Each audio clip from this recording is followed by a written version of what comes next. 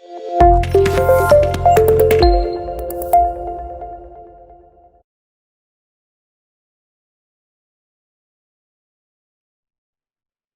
Class में हमने understand करा meaning of financial statements, difference between direct difference between capital expenditure, revenue expenditure, and deferred revenue expenditure, difference between direct expenses, indirect expenses, capital receipts, revenue receipts, direct income, indirect income. ये सब जरूरी था understand करना, ताकि हमें ये पता चले कि फाइनेंशियल स्टेटमेंट जब बनाएंगे तो कौन से पार्ट में क्या शो करेंगे। वो तभी पॉसिबल है अगर आप आइडेंटिफाई कर पाए कि एक्सपेंस, अगर मैं बता भी दूं कि कैपिटल एक्सपेंडिचर है, ये रेवेन्यू एक्सपेंडिचर है, तो रेवेन्यू एक्सपेंडिचर डायरेक्ट एक्सपेंस है या इनडायरेक्ट एक्सपेंस है।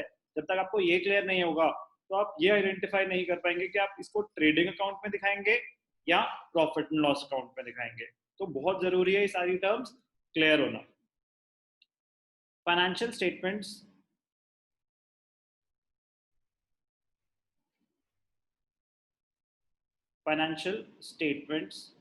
are also known as final accounts। 11th में हम पढ़ते हैं financial statements of sole proprietorship. तो इसमें हम क्या क्या बनाएंगे? इसमें हम बनाएंगे इनकम स्टेटमेंट। अब 11th के पॉइंट ऑफ व्यू से कि सोल प्रोप्राइटरशिप में क्या क्या बनेगा। एक इनकम स्टेटमेंट और एक पोजीशन स्टेटमेंट। इनकम स्टेटमेंट में क्या आएगा? इनकम स्टेटमेंट में एक आता है ट्रेडिंग अकाउंट, क्यों बनाते हैं? To find out the gross profit और ग्रॉस लॉस। और एक आता है प्रॉफिट एंड लॉस अकाउंट, ये क्यों बनाते हैं? To find out the net profit और नेट लॉस। पोजीशन स्टेटमेंट में क्या बनती है? Balance sheet. आज हम एक एक करके तीनों का फॉर्मेट अंडरस्टैंड करेंगे, बनाते कैसे हैं, डेबिट्स में क्या आता है, क्रेडिट्स में क्या आता है, इनका नेचर क्या होता है, पर्पस क्या होता है, सब अंडरस्टैंड करेंगे एक एक करके। तो पहले इनकम स्टेटमेंट में ट्रेडिंग अकाउंट, फिर प्रॉफिट लॉस अकाउंट, फिर बैलेंस शीट। ध्यान से देखना। तो पहले मैं आपको लॉजिक बेस्ड फॉर्मेट बताऊंगा कि अगर आपको लॉजिक समझ आएगा ना तो आपको याद नहीं करना पड़ेगा। तो बहुत जरूरी है लॉजिक समझ आना। पहले क्या सिखाएंगे हम? Trading account. ट्रेडिंग अकाउंट, उसके नीचे लिखते हैं for the year ended. For the year ended, तो फॉर एग्जांपल अभी चल रहा है 2021, तो क्या हो जाएगा? For the year ended 31st March 2021। Financial statements are prepared at the end of the year. Financial statements are prepared at the end of the year. Left hand side is the debit side, right hand side is the credit side.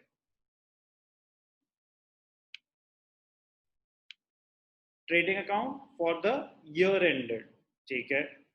अब इसमें थोड़ी सी painting कर लेते हैं। Nature क्या होता है trading account का? अगर हमें ये सब लॉजिक समझ आएंगे तो फॉर्मेट लर्न करना बहुत ज्यादा इजी हो जाएगा। फॉर्मेट तो लर्न करना पड़ेगा, उससे स्पीड तेज हो जाती है, बट अंडरस्टैंड करके ट्रेडिंग अकाउंट का नेचर क्या होता है? ट्रेडिंग अकाउंट का नेचर होता है it is a nominal account. Trading account का नेचर क्या होता है? Nominal account. नॉमिनल अकाउंट का रूल क्या था? बचपन में किया था हमने, रूल फॉर नॉमिनल अकाउंट। क्या था rule? Debit all expenses and losses, credit all incomes and gains। debit all expenses and losses, credit all incomes and gains। हमें अगर रूल्स ढंग से समझ आएंगे तो फॉर्मेट बनाना इतना आसान हो जाएगा कि आप सोच भी नहीं सकते। तो ट्रेडिंग अकाउंट नॉमिनल अकाउंट है, डेबिट साइड पे आने एक्सपेंसेस, क्रेडिट साइड पे आने income. Trading account income statement का पार्ट है, प्रॉफिटेबिलिटी निकाल रहे हैं, बट ट्रेडिंग अकाउंट से क्या पता चलता है? ग्रॉस प्रॉफिट या ग्रॉस लॉस, ग्रॉस प्रॉफिट या ग्रॉस लॉस। तो अब इसके डेबिट साइड पे एक्सपेंसेस आने हैं। एक्सपेंसेस दो टाइप के होते हैं, डायरेक्ट और इनडायरेक्ट। ट्रेडिंग अकाउंट में सिर्फ और सिर्फ डायरेक्ट एक्सपेंसेस और डायरेक्ट इनकम्स आती हैं। इनडायरेक्ट एक्सपेंसेस और इनडायरेक्ट इनकम कहाँ चली जाती हैं? प्रॉफिट एंड लॉस अकाउंट में। ट्रेडिंग अकाउंट का पर्पस क्या है? To ascertain the gross profit और ग्रॉस लॉस। ग्रॉस प्रॉफिट और ग्रॉस लॉस निकालने के लिए हम सिर्फ और सिर्फ डायरेक्ट एक्टिविटीज कंसिडर करते हैं। अब ध्यान से देखना इसका फॉर्मेट क्या होता है। सबसे पहले स्टार्टिंग पॉइंट होता है कि जब साल शुरू हुआ तो हो सकता है कि आपके पास पहले से कुछ सामान पड़ा हो। हमेशा स्टार्टिंग पॉइंट होगा टू ओपनिंग स्टॉक। टू और बाय दिखाना ऑप्शनल होता है, बाय कन्वेंशन दिखाते हैं।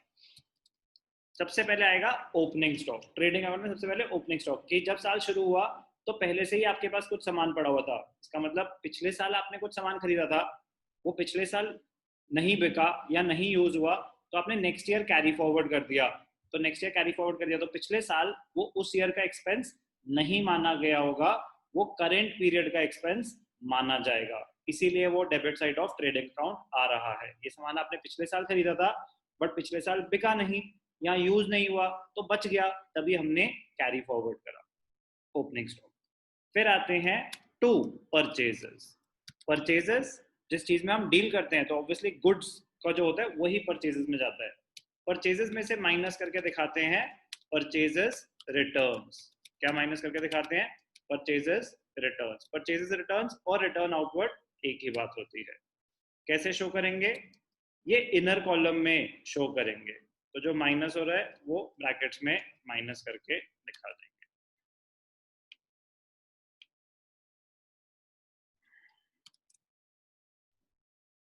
डेबिट साइड पे सबसे पहले आया ओपनिंग स्टॉक, फिर आया परचेजेस, फिर आए परचेज में से माइनस करके परचेज रिटर्न्स। उसके बाद आते हैं डायरेक्ट एक्सपेंसेस। उसके बाद क्या आते हैं? Direct expenses. उनका कोई ऑर्डर नहीं है, वो आप जिस मर्जी ऑर्डर में दिखाएं उससे फर्क नहीं पड़ता। बस ध्यान क्या देना है, सबसे पहले ओपनिंग स्टॉक, फिर परचेजेस। परचेजेस में से माइनस हो जाएंगे परचेज रिटर्न्स। धीरे धीरे आगे जाके हम सीखेंगे और बहुत सारी एडजस्टमेंट हो सकती हैं। Goods withdrawn for personal use, goods given away as charity, वो सब आगे की बातें हैं। अभी पहले बेसिक फॉर्मेट अंडरस्टैंड करेंगे, फिर एडजस्टमेंट वाला पोर्शन बाद में।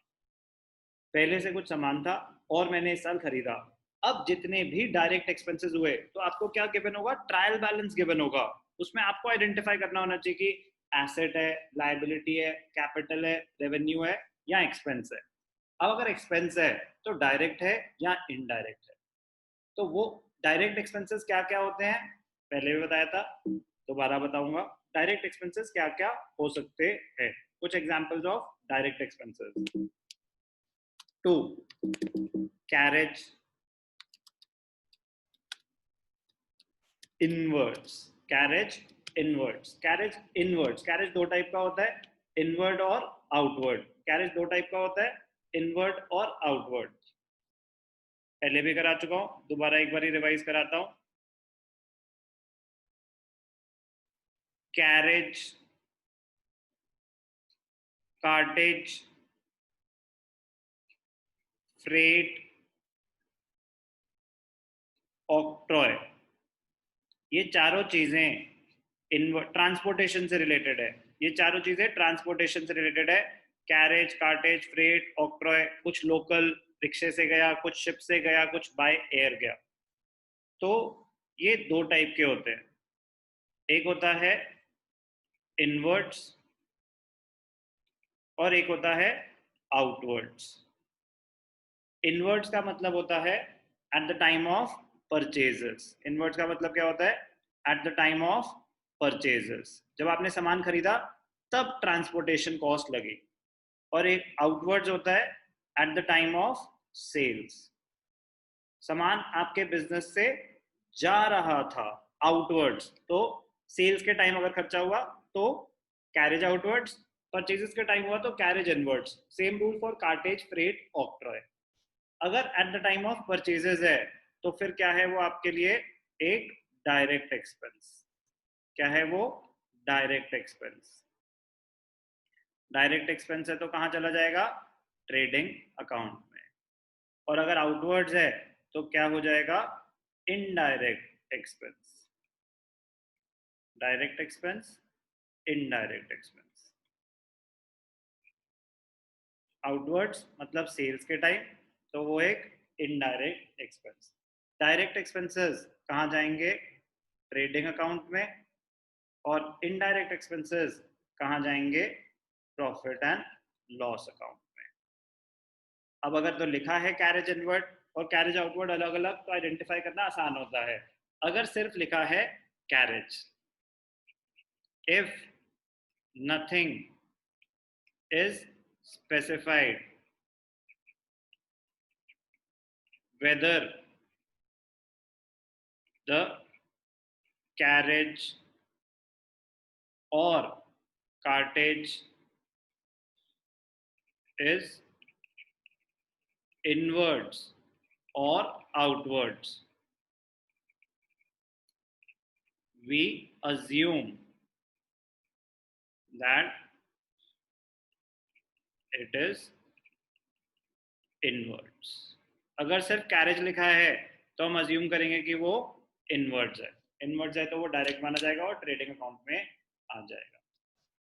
तो ट्रेडिंग अकाउंट में डेबिट साइड पे क्या आया? To carriage inwards, to freight inwards, to octroi inwards. मैं बोल रहा हूँ अगर इनवर्ड्स नहीं लिखा तो भी इनवर्ड्स ही माना जाएगा, बट आपको वो तो अजम्पशन है ना। बट अगर इनवर्ड है तो डायरेक्ट एक्सपेंस ट्रेडिंग में आ जाएगा, आउटवर्ड है तो इनडायरेक्ट एक्सपेंस पीएनएल में आ जाएगा। To fuel and power, power and fuel, fuel and power एक ही बात है। To stores consume, stores consume, आपके पास कुछ रॉ मटेरियल पड़ा था वो आपने कंज्यूम कर लिया। स्टोर्स एंड स्पेयर पार्ट्स में कुछ पड़ा हुआ था वो आपने कंज्यूम कर लिया, तो वो प्रोडक्शन से रिलेटेड ही तो हुआ। आइटम्स याद करने की कोशिश मत करना, समझने की कोशिश करना कि कोई भी डायरेक्ट एक्सपेंस है तो वो ट्रेडिंग अकाउंट में आएगा, इनडायरेक्ट है तो प्रॉफिट एंड लॉस में आएगा। अब एक्सपेंस है तो डेबिट साइड पे आएगा, इनकम है तो क्रेडिट साइड पे आएगी। डायरेक्ट है या इनडायरेक्ट है, मैन्युफैक्चरिंग या प्रोडक्शन से रिलेटेड है तो वो डायरेक्ट है, नहीं रिलेटेड तो बाकी सारे इनडायरेक्ट एक्सपेंसेस होते हैं। अब लिस्ट अनलिमिटेड है, लेकिन हमें कुछ आइडिया देने के लिए मैंने आपको बताया कि डायरेक्ट एक्सपेंसेस क्या क्या हो सकते हैं। ये कोई एग्जॉस्टिव लिस्ट नहीं है। और भी, अब जैसे मैं लिखूं टू फैक्ट्री लाइटिंग, तो फैक्ट्री है ना, फैक्ट्री में प्रोडक्शन होती है, फैक्ट्री लाइटिंग तो direct expense. Wages important item है, वेजेस फैक्ट्री में हम लेबर को देते हैं। एम्प्लॉइज, अगर फैक्ट्री सैलरीज लिखा है तो भी फैक्ट्री से रिलेटेड सारे खर्चे डायरेक्ट एक्सपेंसेस माने जाएंगे। Debit all expenses, credit all incomes. Income side पे सिर्फ एक ही इनकम होती है, वो है आपकी सेल्स। जो भी आप जिस चीज में डील कर रहे हैं उसको बेच के जो पैसा आ रहा है वो सेल्स अकाउंट में ही जाएगा, चाहे आप गुड्स प्रोवाइड कर रहे हैं या सर्विसेज, सेल्स अकाउंट में आता है। सेल्स अकाउंट में ध्यान क्या देना कि अगर कुछ रिटर्न्स हुई हैं तो इनर कॉलम में उसको एडजस्टमेंट करके दिखाएंगे। क्या करेंगे? Sales returns, sales returns minus करके दिखा देंगे। Sales minus sales return, sales returns को हम रिटर्न इनवर्ड्स भी बोलते हैं कि आपने सामान बेचा, वो सामान वापस आ गया तो वो हो गई रिटर्न इनवर्ड्स, सेल्स रिटर्न आ गए। लास्ट आइटम होता है यहाँ पे क्लोजिंग स्टॉक। क्लोजिंग स्टॉक यहाँ पे क्यों आता है? क्लोजिंग स्टॉक ट्रेडिंग अकाउंट में आता है because of the matching principal, because of the matching principal. Matching principal कहता है कि cost should be matched with the revenue generated during that period। कह रहे मतलब, कह रहे उस पीरियड में जो जो आपकी इनकम जनरेट हुई है उसको जनरेट करने में जो जो खर्चा हुआ है वो उस पीरियड का एक्सपेंस है। तो सामान आपने अभी बेचा ही नहीं तो वो तो आपने करंट पीरियड का रेवेन्यू माना ही नहीं। तो करंट पीरियड का रेवेन्यू अगर माना ही नहीं तो उतना सामान जो बिका नहीं, जो खरीदा तो था, या तो पहले से पड़ा था या तो वो ओपनिंग स्टॉक में था या परचेजेस, इस साल आपने खरीदा तो बट बिका नहीं तो बच गया ना। तो जो बच गया हम उसको कैरी फॉरवर्ड करते हैं, तो उसको हम ट्रेडिंग अकाउंट में क्रेडिट साइड पे एक तरह से आपने यहाँ पे डेबिट पे खर्चे दिखाए, ओपनिंग और परचेजेस। इस साल आपने सामान खरीदा, कुछ सामान बिक गया, कुछ सामान बच गया, तो जो बच गया उसको हम करंट पीरियड का एक्सपेंस नहीं मान सकते, कैरी फॉरवर्ड कर रहे हैं, इसीलिए उसको हम क्रेडिट साइड पे दिखा देते हैं। एडजस्टमेंट एंट्री होती है क्लोजिंग स्टॉक की, तो ये इकलौती एडजस्टमेंट एंट्री है जो अभी हम इस चैप्टर में करेंगे। कौन सी? Closing stock. इसकी एंट्री भी बताऊंगा। अभी ट्रेडिंग अकाउंट का फॉर्मेट आपको बता रहा हूँ, रिवाइज कराऊंगा। ट्रेडिंग अकाउंट में डेबिट साइड पे क्या आते हैं? डेबिट साइड पे आते हैं direct expenses.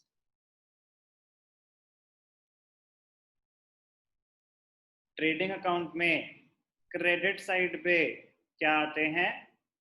Direct incomes. Direct income आपकी सेल्स है, और closing stock matching cost concept की वजह से यहाँ पे दिखाया जाता है। ट्रेडिंग अकाउंट का नेचर नॉमिनल अकाउंट है। पर्पस क्या है? To ascertain the gross profit और ग्रॉस लॉस। एक और चीज हो सकती है ट्रेडिंग अकाउंट में, by sale of scrap. Exceptional item है। जिस चीज में आप डील करते हैं, जैसे फॉर एग्जांपल आप फर्नीचर के डीलर थे या आप मैन्युफैक्चरिंग करते थे फर्नीचर के कोई आइटम की, तो वेस्टेज काफी होती है उसमें। अब मैं टेबल चेयर बनाता हूँ, बेड्स बनाता हूँ, बट लकड़ी मेरे पास वेस्ट पड़ी हुई है, तो वो मैंने स्क्रैप में बेच दी। स्क्रैप सेल उसी मटेरियल का था जिसमें मैं डील करता हूँ, इसीलिए वो भी डायरेक्ट इनकम मानी जाती है। ट्रेडिंग अकाउंट में सिर्फ सेल्स और स्क्रैप सेल्स, ये दो इनकम्स आ सकती हैं। उसके अलावा क्लोजिंग स्टॉक आता है। बाकी एडजस्टमेंट्स आगे जाके अलग आएंगे कि आग लग गई, चोरी हो गई, वो एडजस्टमेंट्स वाले पोर्शन में है। अभी हम basic format of trading account study कर रहे हैं। अब आपने डेबिट्स दिखा दिए, क्रेडिट्स दिखा दिए। ये डेबिट्स की कोई एग्जॉस्टिव लिस्ट नहीं है, आपको आइडिया दिया जा रहा है कि डेबिट साइड पे आप क्या शो करेंगे? Direct expenses. डायरेक्ट एक्सपेंसेस होते हैं expenses relating to purchase, manufacturing, production. इनसे रिलेटेड कोई भी खर्चा हो रहा है, फैक्ट्री से रिलेटेड कोई भी खर्चा हो रहा है, ट्रेडिंग अकाउंट में डेबिट साइड पे आ जाएगा। पर्पस क्या था? पर्पस था to find out the gross profit और gross loss. if the credit items if the credit items credits पे incomes, if the credit items are more than the debit items, तो आपका नेट रिजल्ट आएगा gross profit. क्या लिखेंगे यहाँ पे?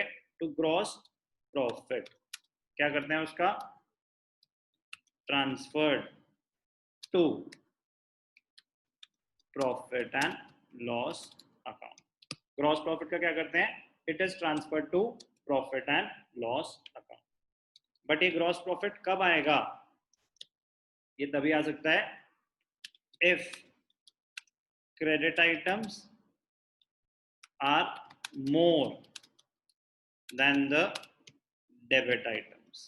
अगर क्रेडिट आइटम ज्यादा है ट्रेडिंग अकाउंट के तो ग्रॉस प्रॉफिट होगा, और अगर डेबिट आइटम ज्यादा है तो क्रेडिट साइड पे आ जाएगा by gross loss. Gross loss का क्या करते हैं? It is transferred to profit and loss account. Transfer दोनों ही प्रॉफिट एंड लॉस अकाउंट में होंगे। ग्रॉस लॉस कब होगा? If debit items are more than the credit items, तो आपका क्या हो जाएगा? ग्रॉस लॉस हो जाएगा। ट्रेडिंग अकाउंट का पर्पस यही था, to find out the gross profit और ग्रॉस लॉस। ग्रॉस प्रॉफिट कब होगा? अगर आपके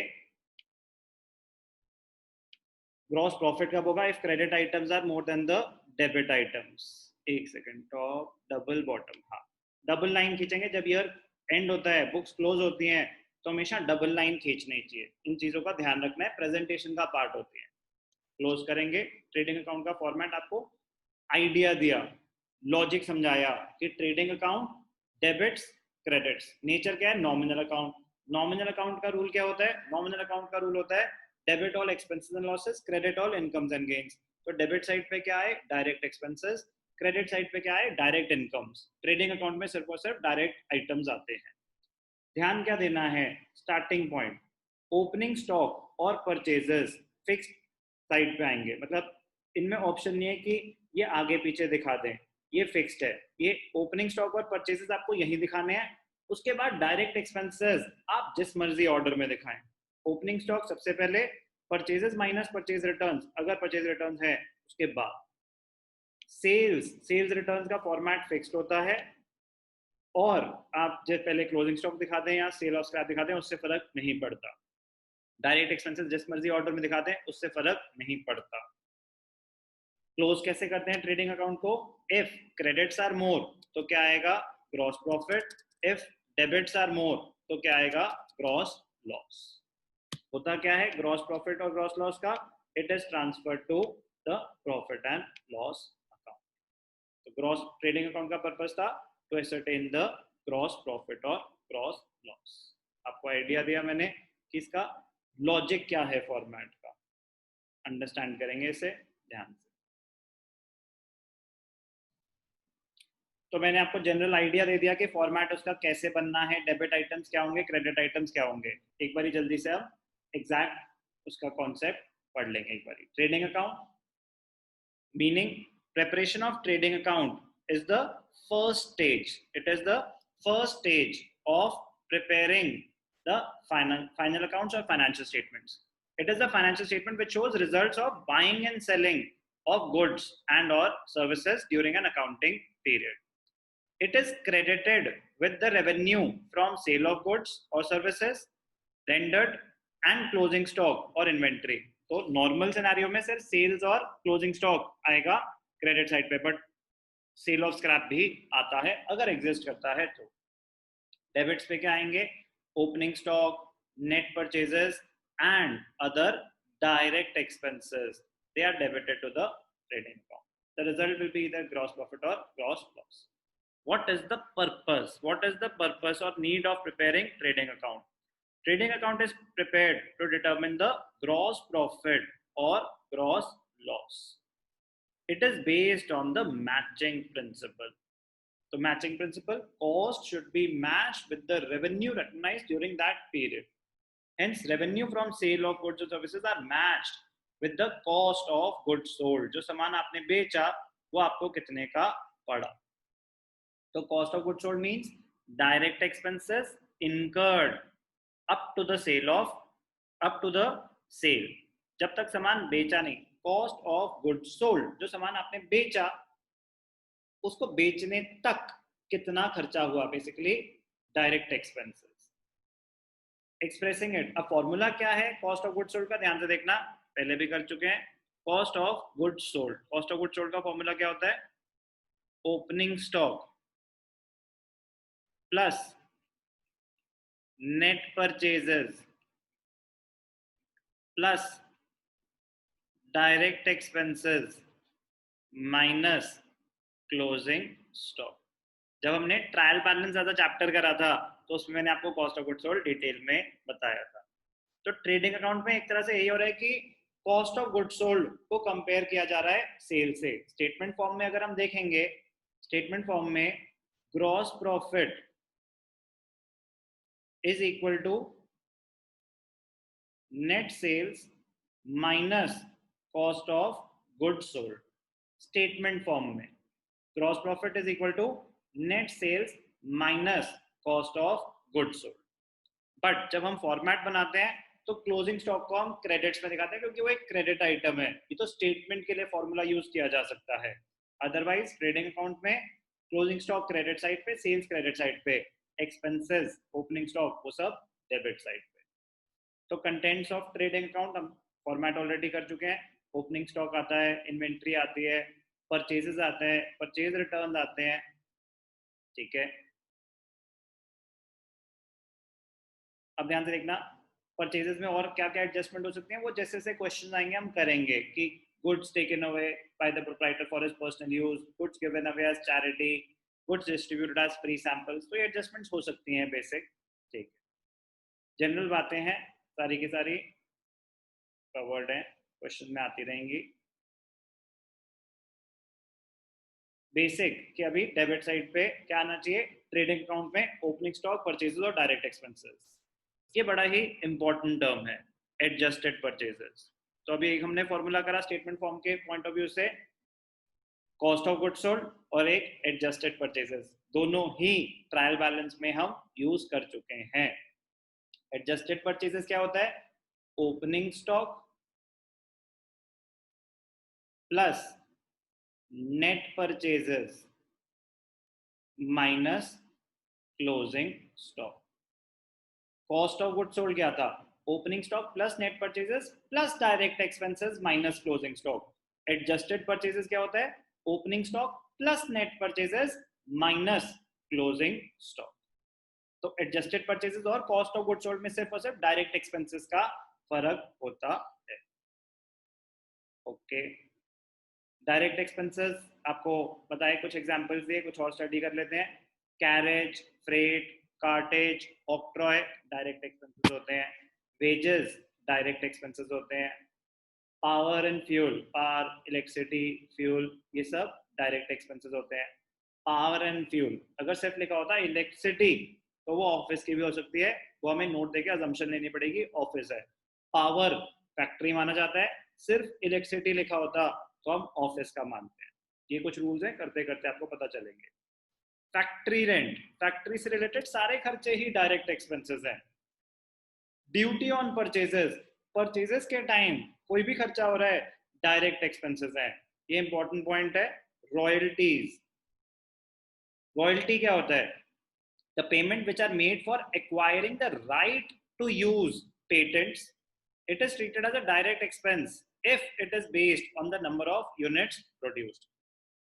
मैं पब्लिशर हूं, बुक्स छापता हूं, लिखता नहीं हूं, छापता हूं। ऑथर बुक लिखता है, तो पब्लिशर्स क्या करते हैं? ऑथर से कॉपीराइट्स ले लेते हैं, पेटेंट्स ले लेते हैं, फिर उसके बाद वो उनको छापते हैं, तो उनको पर यूनिट कुछ पेमेंट करनी पड़ती है, उसको बोलते हैं रॉयल्टी। तो रॉयल्टी जो पे कर रहे हैं, it is a direct expense, उसी पे बेस्ड है सारी मैन्युफैक्चरिंग और प्रोडक्शन। तो रॉयल्टी इंपॉर्टेंट आइटम है, rarely asked but it is a direct expense. Consumable stores, stores consumed आपको बता ही दिया था, it is a direct expense. कि आपके पास आप कुछ मैन्युफैक्चरिंग करते हो, टूल्स हैं, कुछ है, तो कुछ भी रॉ मटेरियल आपका यूज हो रहा है during the course of production. These are incurred to keep the machine in right conditions and including engine oil, cotton waste, soap, oil grease, कुछ भी मेंटेनेंस में प्रोडक्शन मैन्युफैक्चरिंग के टाइम जो खर्चा हो रहा है। कंज्यूमेबल स्टोर्स लिखा हो, स्टोर्स कंज्यूम लिखा हो, वो एक डायरेक्ट एक्सपेंस माना जाए। क्रेडिट साइड पे क्या आएगा? सेल्स, सेल्स रिटर्न्स, ठीक है, ओके। क्लोजिंग स्टॉक और इन्वेंट्री, ये इंपॉर्टेंट आइटम है। Closing stock is not given inside the trial balance. बाकी सारे आइटम जितने भी हम स्टडी करेंगे फाइनेंशियल स्टेटमेंट विदाउट एडजस्टमेंट में, हमें ट्रायल बैलेंस गिवन होगा, ट्रायल बैलेंस के बेसिस पे हम फाइनेंशियल स्टेटमेंट्स बनाएंगे। जब हमने चैप्टर ट्रायल बैलेंस पढ़ा तभी हमने स्टडी किया था तब कि closing stock is shown outside the trial balance because it is not a transaction, it is an adjustment. कि जब ईयर एंड हो जाएगा तो हमें कैलकुलेट करना पड़ता है कि अच्छा कितना सामान बच गया आपके पास, तो closing stock is an adjustment. Adjustment मतलब अभी बुक्स में एंटर्ड नहीं है, आपको करना पड़ेगा। तो जब आप बुक में कोई भी चीज एंटर करते हो तो then it becomes a transaction, and every transaction has two aspects, debit aspect and credit aspect. तो जब हम क्लोजिंग स्टॉक को बुक्स में एंटर करते हैं तो उसकी जर्नल एंट्री होती है closing stock account debited to trading account. ये किस चीज की जर्नल एंट्री है? When the closing stock is entered in the books of accounts. Closing stock debit क्यों हो रहा है? एसेट है, एसेट आपका बढ़ रहा है। ट्रेडिंग अकाउंट क्रेडिट क्यों हो रहा है? Because of matching cost, matching cost concept की वजह से क्रेडिट कर रहे हैं। इसका मतलब closing stock leads to reduction in the expenses, it leads to reduction in the expenses of the current year। Correct. Closing stock तो वो सामान है जो इस साल बिका ही नहीं, तो इसको नेक्स्ट ईयर कैरी फॉरवर्ड करो, इसको करंट पीरियड का एक्सपेंस मत मानो। तो इसलिए ट्रेडिंग अकाउंट में क्रेडिट कर रहे हैं, एक तरह से इनकम है, मेरा डायरेक्ट एक्सपेंस रिड्यूस कर रही है, और क्योंकि बच गया तो नेक्स्ट पीरियड में कैरी फॉरवर्ड कर रहे हैं, तो दूसरा एस्पेक्ट है वो एक एसेट माना जाएगा। तो अभी हमने पढ़ा ट्रेडिंग अकाउंट में तो हम क्रेडिट साइड पे दिखा रहे हैं, आगे जाके फाइनेंशियल स्टेटमेंट देखेंगे इसको बैलेंस शीट में एसेट साइड पे भी दिखाते हैं। Closing stock is not a transaction, it is an adjustment. Closing stock is usually given outside the trial balance. Trial balance के अंदर जो आइटम्स हैं वो ऑलरेडी एडजस्टेड है, वो सिर्फ एक बार आएंगे, अब वो ऑलरेडी एडजस्टेड है। जो बाहर हैं वो एडजस्टेड नहीं है, वो आपको भी एडजस्ट करने हैं। तो अब जब बुक्स में एंटर करेंगे तो ट्रांजैक्शन एंट्री पास होगी, तो दोनों एस्पेक्ट कवर होंगे, डेबिट एस्पेक्ट भी और क्रेडिट एस्पेक्ट भी। तो closing stock it is recorded in the books by passing the following journal entry. Debit और क्रेडिट हो गए, क्लोजिंग स्टॉक डेबिट हो गया, एसेट्स में चला जाएगा बैलेंस शीट में। ट्रेडिंग अकाउंट क्रेडिट हो गया, तो ट्रेडिंग अकाउंट में क्रेडिट साइड पे आ जाएगा by closing stock. As a result, closing stock appears on both the credit side of the trading account and also on the asset side of the balance sheet. Trial balance के अंदर जो item होता है वो सिर्फ एक बार आएगा, trial balance के बाहर जो आइटम होता है वो दो बार आते हैं, उसको बोलते हैं adjustments. Financial statement without adjustment में सिर्फ एक ये क्लोजिंग स्टॉक की एडजस्टमेंट कवर होती है। ट्रेडिंग अकाउंट का फॉर्मेट मैं आपको ऑलरेडी बता ही चुका हूँ, उसको एक बारी बस रिविजिट कर लेंगे। Format of trading account, debit side पे क्या आ रहे हैं expenses, direct expenses, credit side पे क्या आ रही है डायरेक्ट इनकम। सबसे पहले आएगा ओपनिंग स्टॉक, फिर परचेजेस, परचेजेस में से माइनस हो जाएंगे परचेज रिटर्न और रिटर्न आउटवर्ड, ये फिक्स फॉर्मेट है। उसके बाद direct expenses, wages and salaries अगर लिखा हो तो वेजेस वाली ट्रीटमेंट फॉलो होगी। अगर सिर्फ सैलरीज लिखा होता तो ट्रेडिंग में नहीं प्रॉफिट एंड लॉस में जाएगा, अभी हम देख लेंगे। फिर कोई और डायरेक्ट एक्सपेंस है, कैरेज है, फ्रेट है, फैक्ट्री और जो भी कोई डायरेक्ट एक्सपेंस है तो ट्रेडिंग अकाउंट में डेबिट साइड पे आ जाएगा। क्रेडिट साइड पे क्या आएगा बाय सेल्स, सेल्स में से माइनस हो जाएंगे सेल्स रिटर्न और स्क्रैप सेल और क्लोजिंग स्टॉक आता है। अब नॉर्मल लॉस ये एडजस्टमेंट्स है, ये नेक्स्ट चैप्टर में हम सीखेंगे कि यहाँ पे क्यों आता है, इसकी क्या ट्रीटमेंट होती है। फाइनेंशियल स्टेटमेंट विदाउट एडजस्टमेंट्स में ये नहीं आएगा। आया तो क्रेडिट साइड पे ट्रेडिंग अकाउंट, अगेन जो मेरा सामान है या तो वो बिक गया क्रेडिट कर दो, या वो बच गया क्रेडिट कर दो, या वो डिस्ट्रॉय हो गया तो वो पीएनएल में ट्रांसफर करेंगे, वहां पे एक्सपेंस माना जाएगा। यहाँ से एक तरह से रिवर्सल्स हैं। As of now you should focus on sales, sales returns, scrap sales, closing stock. अब नॉर्मल लॉस जो हुआ है, आग लग गई, चोरी हो गई, एक्सीडेंट हो गया, डिस्ट्रॉय हो गया सामान, तो वो कह रहे हैं अच्छा फिर तो मैं बिजनेस में प्रोडक्शन मतलब यूज ही नहीं कर पाया। तो हाँ कह रहे फिर यहाँ ट्रेडिंग से रिवर्स करो, क्रेडिट कर दो क्योंकि वो परचेज में इंक्लूड होगा, इसको प्रॉफिट एंड लॉस में ट्रांसफर करके दिखाएंगे। Trading account purpose to find out the gross profit और ग्रॉस लॉस। फॉर्मेट याद करने की कोशिश मत करना, समझने की कोशिश करना कि डेबिट पे क्या आया क्यों आया, क्रेडिट पे क्या आया क्यों आया। समझ आएगा बहुत इजी है करना, नहीं आया तो फिर प्रॉब्लम में आ जाओगे। बहुत ज़्यादा इजी, बहुत ज़्यादा स्कोरिंग चैप्टर है अगर लॉजिक के साथ चलेंगे तो। अभी हमने पढ़ा फॉर्मेट ऑफ ट्रेडिंग।